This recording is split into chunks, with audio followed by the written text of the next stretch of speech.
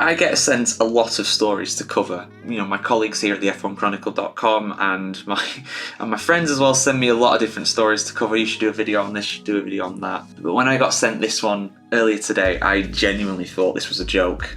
I genuinely thought this was a wind-up, but it's real. Rwanda is apparently very serious about hosting a Formula 1 Grand Prix in the near future. Shout out to Jonathan Noble from themotorsport.com for breaking this absolutely sensational story. F1 chiefs have scheduled talks with representatives of Rwanda next month as the African country bids to push forward with plans to host a Grand Prix. As Formula 1 eyes future calendar expansion to make the most of the championship's boom in interest around the world, it has been clear that having a race on the African continent is a key target. And I absolutely support this. I think, Formula 1 should have a race in Africa. I think to be a world championship, you should have a Grand Prix in every inhabited continent, and Africa is the only one where we don't. We have them in North America, South America, Asia, Oceania, and Europe, but not Africa. So I think having a Grand Prix in Africa is great, and it's been heavily rumoured that South Africa is going to come onto the calendar, the Kyle Army is going to come back after it's been renovated, but it's not happened yet, unfortunately. But let's go with this. Let's see what else is here. So, while a number of countries in the region have expressed a desire to host F1 races, it's understood that Rwanda's plans are at an advanced enough stage for more serious discussions to take place. Speaking in an exclusive interview with Motorsport.com, F1 CEO Stefano Domenicali said a meeting had been set up with Rwanda to talk about the project, which he now says shows more promise. He said, and I quote, "They're serious. They have presented a good plan, and we are having a meeting with them at the end of September. It'll be on a permanent track. So it won't be a street circuit. That's something." Rwanda has shown an increased interest in motor racing, with representatives of the Rwanda Development Board travelling to the Monaco Grand Prix this year to meet with the FIA. Now, those that have been following football will have noticed that we've had things like Visit Rwanda be a major sponsor of clubs in football like Arsenal. So they are serious about trying to promote their country. And, Rwanda has gone through absolute hell.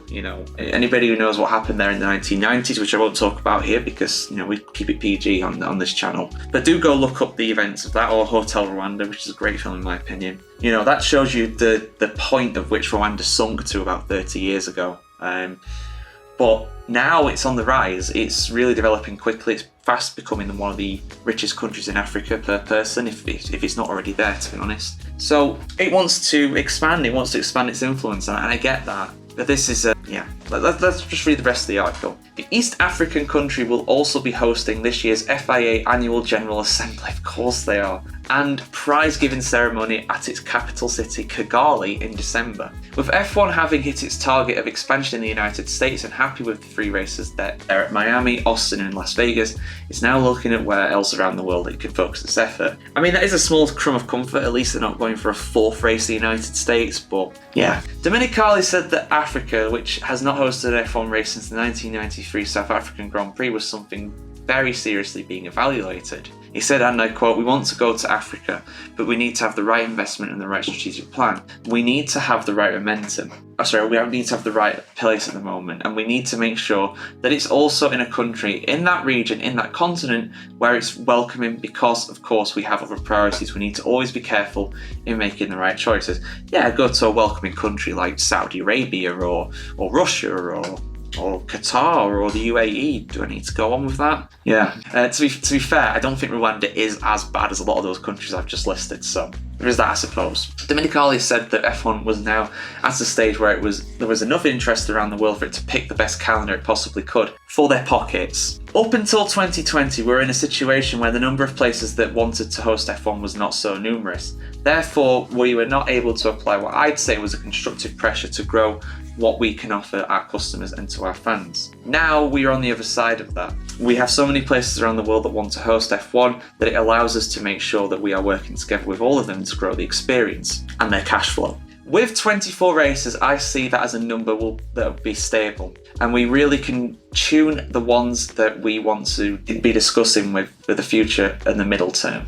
I don't see big changes coming in the short term, but in the next couple of months we need to discover what will be 26, 27 and 28. We have different options, but we are in a good place. So yeah, I mean, the fact that they're wanting to not grow the calendar in terms of overall, places they're going to, I support that. I think they're at the absolute limit right now, and Formula One teams are being stretched to a degree that's been quite ridiculous, to be honest. My favourite word to use in these videos, ridiculous, tells you the content that I cover. But honestly, this is just yeah. You don't want to judge a book by its cover, you don't. But if they're not wanting to expand the calendar, that means that, because we've already brought you news about, Belgium and the Dutch Grand Prix being rotated, we're going to see more of that. We're going to see European races being rotated. So not on the calendar every year. You're going to see like Austria be rotated with Hungary, or Belgium with the Netherlands, or something like that. And I'm not sure I'm in favour of that. I mean, ask yourselves, as a Formula One fan, where would you rather see a race? Would you rather see a race in Europe with